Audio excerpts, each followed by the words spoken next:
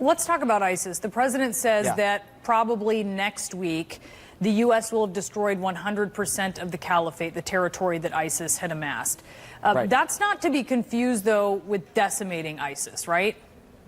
Yeah, so I give the president and the administration a lot of credit for taking the handcuffs off of our military that were frankly put on there by the Obama administration in destroying ISIS as a caliphate, as a country. And at one point it was bigger than Maine with a $250 million economy.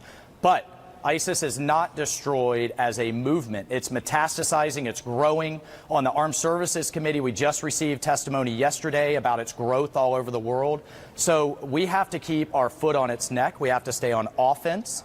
And if we have them running scared of where they're going to sleep at night, they can't plot and plan to attack us in the United States and the West. Brianna, there's a reason we haven't had attacks like Orlando and attacks like out in San Bernardino and all in Paris, London and other places in the last couple of years.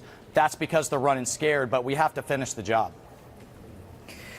You served in Afghanistan, so I want to talk to you about the peace talks that are going on there. And the president talked about this during the State of the Union. He was touting how much the Taliban wants them.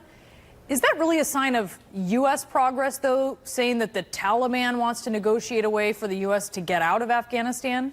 Yeah, so I have some real concerns here, Brianna. Look, we all want the soldiers to come home. I mean, that is just a universal goal. But we also don't want to give up our gains, and we don't want another 9/11. Right now, half the world's terrorist organizations exist in the Afghan-Pakistani border today. And I don't think for a second, one, I don't trust the Taliban when they say, trust us. We'll keep al-Qaeda and ISIS at bay. That's like trusting the Russians, you know, to not build nuclear weapons. Number two, even if you do buy that assurance, which I don't, they don't have the capability to keep ISIS and al-Qaeda at bay. And number three, these negotiations haven't included the Afghan government, which is kind of a key component there. So, again, I'm not talking hundreds of thousands of troops on the ground. We need to maintain a counterterrorism capability. We need to maintain our ability to grow the Afghan army and their capability,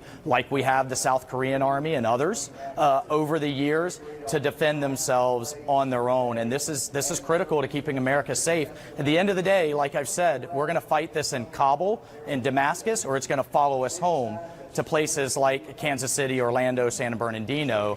I prefer staying on offense on this.